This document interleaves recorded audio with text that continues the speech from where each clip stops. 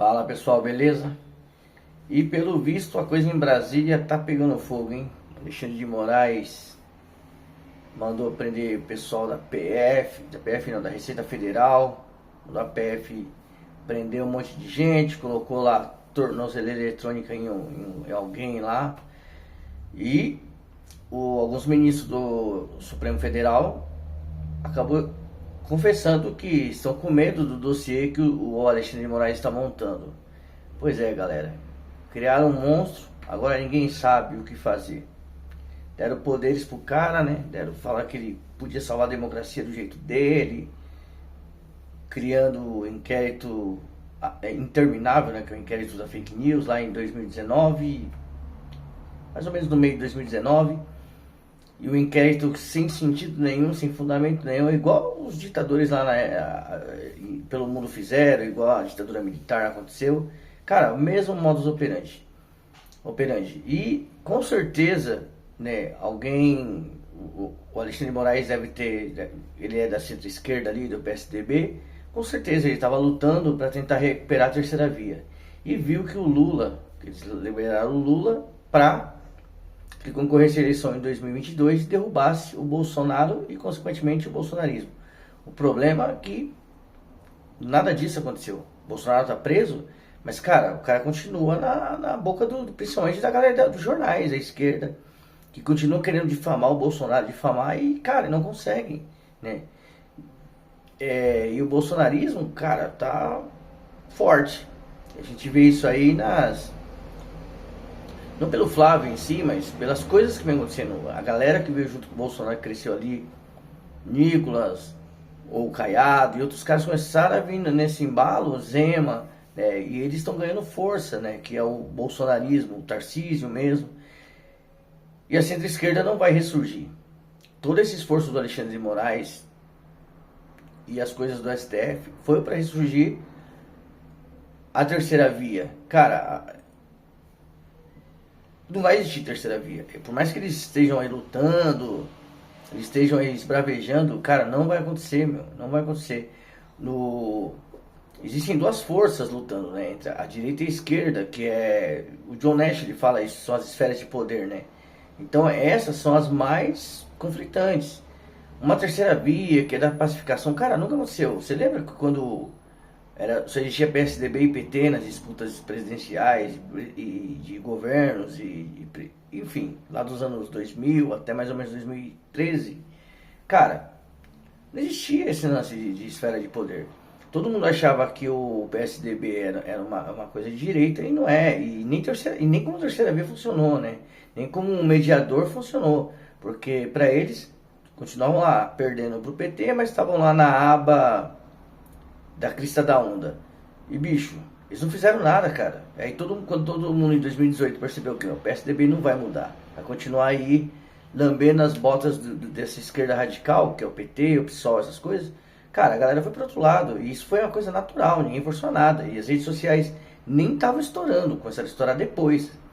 Embora, para mim, a grande mudança, o grande fenômeno de mudança que ocorreu no Brasil foi em 2013, né? Em 2013, cara, alguma coisa aconteceu ali e começou a mudar. A janela de Overton começou a apontar para a direita, né? Então, para mim, né, a minha análise fria, né, assim, rápida ali, eu percebo que em 2013 começou a fazer uma pequena curva na janela de Overton para a direita. E hoje a gente está vendo isso.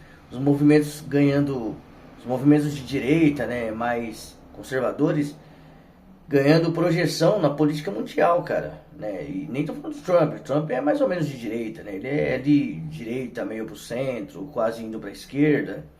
Mas você vê um Milley da vida lá na Itália, a Meloni não é da Itália, né? A Meloni, outros políticos ganhando, cara, essa projeção lá no Japão recentemente. Então você percebe que a janela começou a fazer a curva ali, e agora a gente tá percebendo isso. E a esquerda desesperada, cara, se esgoelando para se manter. Então estão forçando na marra, né, essas leis absurdas de censura, de dar poderes pro cara, tudo isso voltando ao ponto, e agora não sabem o que fazer com um cara que tem um poder que eles não conseguem mais controlar, né? O Fachin, cara, dá dó do cara, bicho. Dó, tiozão que tá lá no STF não tem poderes, né? Quem tem mesmo é o Alexandre de Moraes, é o cara que mais tem poder no STF, seguido ali de um Flávio Dino e talvez e o Gilmar Mendes, né? Isso com certeza. E talvez um Toffoli, mas o Toffoli não tem tanto poder assim, né?